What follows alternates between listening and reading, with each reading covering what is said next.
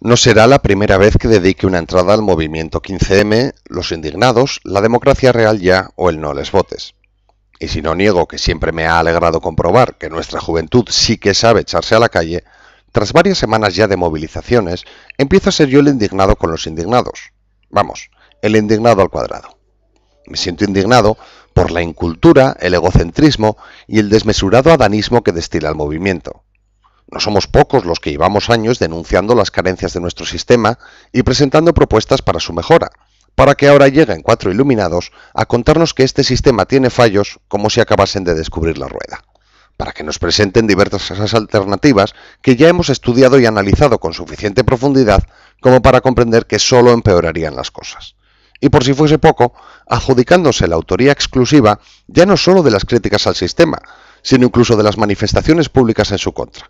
¿No se han fijado acaso en que tras el 15M todas las manifestaciones del universo contrarias al sistema son consideradas extensiones internacionales de la Spanish Revolution? Hasta las de Grecia, que llevan produciéndose desde 2008.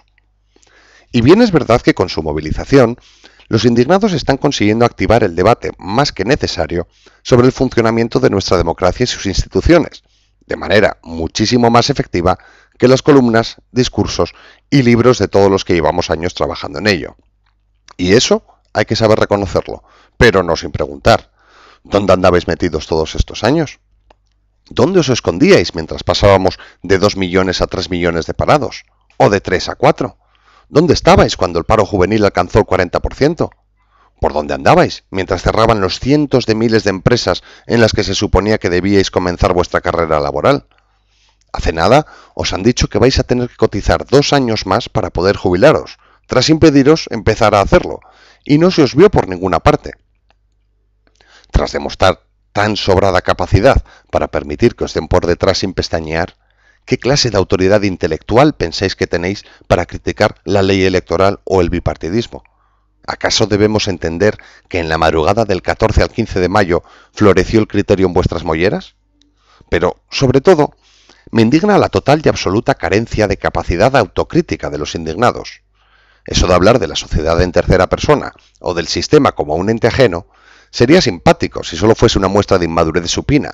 El problema es que también es una forma de eludir cualquier tipo de responsabilidad. Hablar de la situación actual como si se hubiese generado sola por culpa del sistema resulta mezquino. Tenemos dirigentes con nombre y apellidos y no están ahí por casualidad. Por mucho que pueda importunar a los indignados, a Zapatero lo hemos elegido nosotros. No apareció un día sentado en un despacho en la Moncloa como por arte de magia, ¿no?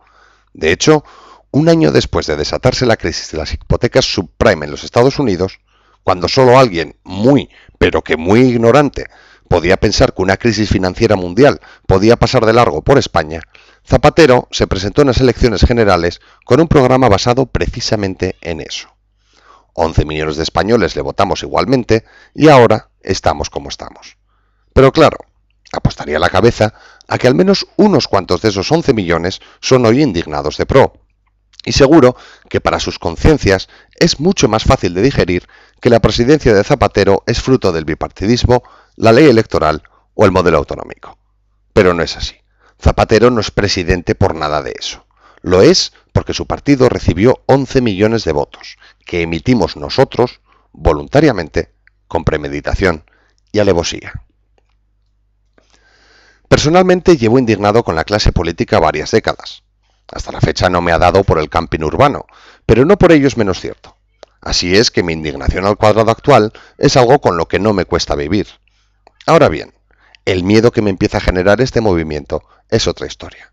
Desde el momento en el que asumen una superioridad moral que les coloca por encima de la ley, por eso de que no es sino producto de un sistema defectuoso, no hacen sino imitar los pasos de infinidad de movimientos de indignación que se han producido en el mundo, y que en demasiados casos han resultado en la imposición de un sistema totalitario. Así, por ejemplo, podemos imaginar lo que puede ocurrir a partir de las próximas elecciones generales. ¿Cómo responderán los indignados al hecho de que entre el PP y el PSOE sumen más de 20 millones de votos? ¿Aceptarán que una clara mayoría ha elegido democráticamente continuar con el actual sistema cuasi bipartidista, recogerán sus bártulos y se irán a sus casas? Parece poco probable, ¿verdad? Vista la reacción a las elecciones municipales y autonómicas, me atrevo a vaticinar que los indignados asumirán que lo que dicen las urnas no refleja lo que el pueblo realmente quiere y necesita, que será por culpa del sistema, la ley electoral, las reglas de Eurovisión o lo que les venga en gana, pero en definitiva, sin decirlo con estas palabras, se autodesignarán portadores de la voluntad real del pueblo, iluminados conocedores de la única verdad absoluta, y como buenos adanistas descubridores de la rueda, no caerán en la infinidad de relatos que hay en los libros de historia acerca de idénticos movimientos surgidos en diferentes democracias. Y como dijo Jorge Santayana, quien olvida su historia está condenado a repetirla. No hay que irse demasiado lejos ni atrás en el tiempo. Hace unas décadas hubo en España un movimiento de indignados como los de ahora. Sabían, como los de ahora, que la situación era insostenible. Sabían, como los de ahora, que las urnas no reflejaban lo que la población necesitaba.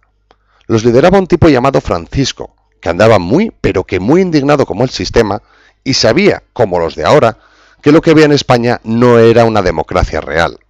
Y así fue que no dejó de acampar por toda España hasta que pudo entrar en el Congreso. Y sé que las diferencias son manifiestas, pero no por ello hay que obviar las similitudes. Y son tantas que me asustan. Me asustan mucho.